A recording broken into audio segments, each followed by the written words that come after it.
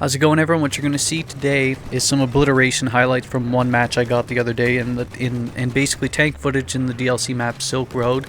You'll see at least 4 helicopters, that one being my first victim that I take down, and you'll see all sorts. It was a really fun match I found here, and it's great fun. And I'll break down everything, the pros and cons, how obliteration works, because I know a lot of people out there either just got a new console or a new PC or something of the sort, just got Battlefield 4, they don't know how it works, they aren't sure how it works, they aren't definitive on how it works.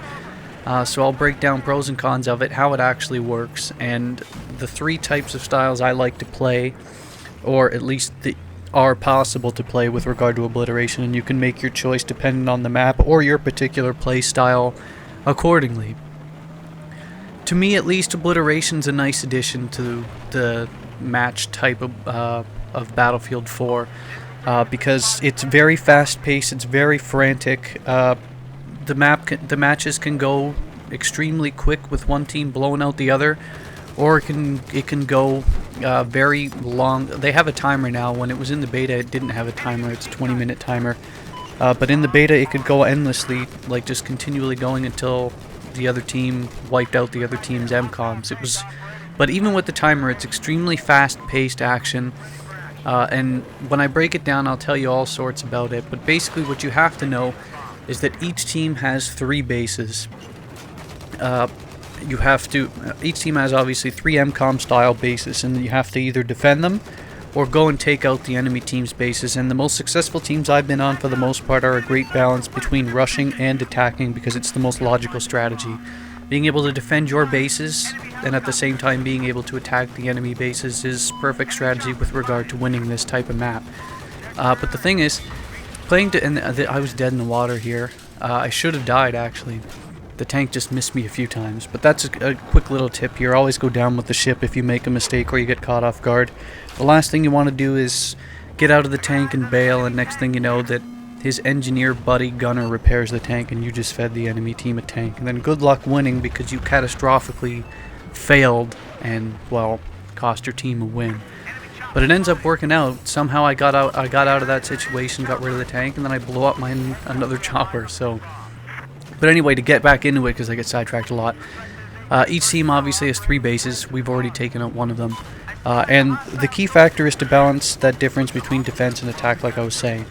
I like to play the middle ground, which I'm currently doing in the tank here. My favorite match type, or a style to play in obliteration, is basically this middle ground, which is basically take out everything toward the enemy team's base in a way, but at the same time leave yourself in a position that you can make a play on a bomb if it's close to the enemy team's base, and at the same time not put myself in a situation where I'm completely defenseless if the enemy team gets past us. Like in this case here, they end up taking the bomb, but that's because I hit slams right around that rock. Like, I cut it out, but I do hit slams there.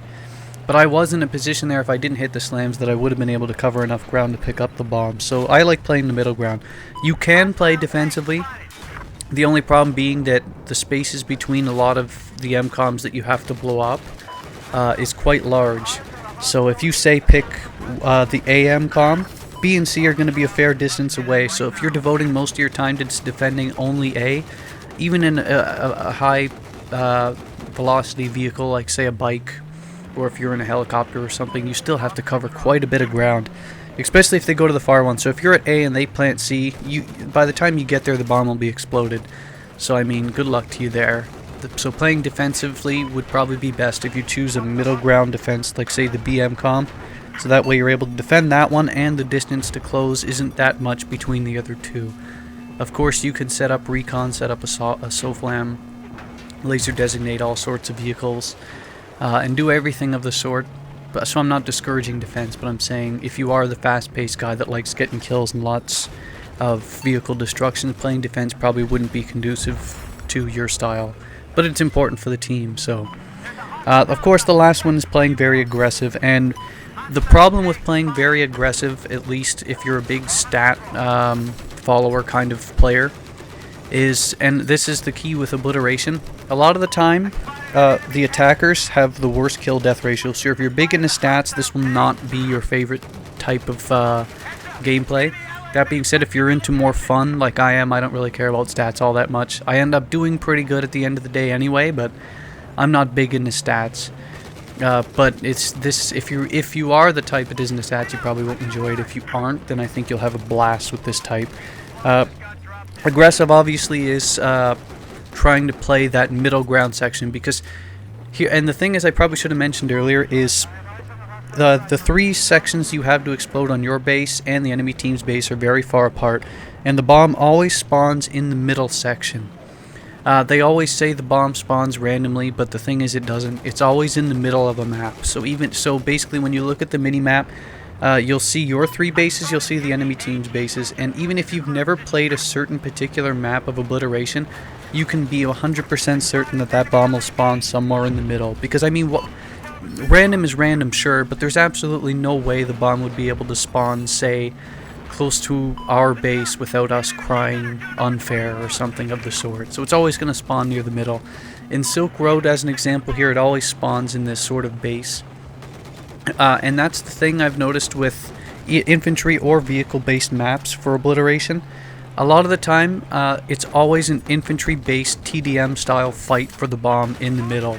So even in Silk Road here, where the outsides and outskirts are vehicle-based, you'll always find in that middle section, it's basically a TDM race between everyone. And there's the third chopper. You'll see it's basically a TDM fight for the bomb. And if they're able to get to the outskirts where your teammates have vehicles, then those are the teams that usually win. I have a video I'll put out in the future that has Obliteration highlights, some pretty cool clips from Obliteration I'll put out, and it shows basically that a lot of the time where I was able to get a bomb or a teammate was able to get a bomb, and he comes to me when I'm already in a vehicle, or I'm already in a vehicle and I hop in, that's usually the maps where you end up winning the most. This match ends up in a draw, but that's basically the key with Obliteration. And the most fun part about Obliteration, I find, I was close. The fun part I find about Obliteration, though, is that whatever style you choose, whether it's attacker or defense in the three that I've broken down and outlined, the tide can turn so quickly sometimes that you can go from becoming an attacker to a defender, like in a matter of seconds. So again, to some players that would be extremely frustrating. To me, it's a blast, and it keeps me playing the game. This is definitely, I'd say, my most fun and most enjoyed game type as of right now. Conquest is obviously the bread and butter. Great way to get points, great way to rack up a high KD, but to be honest, this is just much more frantic and high-paced. It's a lot of fun, and that's why I enjoy it so much. So basically, to break it down, yes, I'll give a quick little breakdown here. There's a middle ground that you fight TDM style for the bomb, and then you have three bases to attack for the enemies while defending your own three. So it creates a lot of frantic situations where you can switch from aggressive to defense extremely quickly, but at the same time, it's just there's so much unpredictability to it. So that will take some people away from it, but also bring others to it. But to me, and it might not be the same for you, but to me it absolutely brings me to it. This is an absolute ton of fun.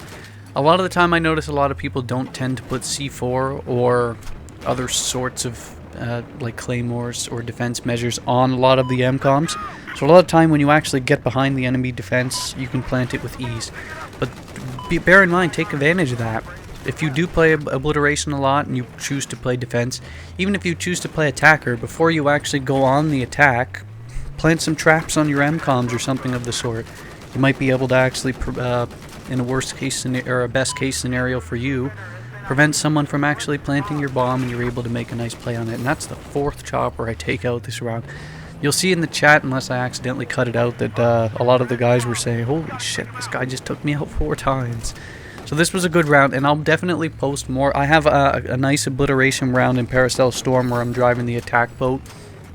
I have a few other ones as well, so if you want to see more Obliteration, absolutely let me know, and I'll absolutely post it. But in the meantime, before I post that video of me having all sorts of those Obliteration highlights, I hope you enjoyed this one. I hope you enjoyed the breakdown of how Obliteration works, and well, I'll see you later.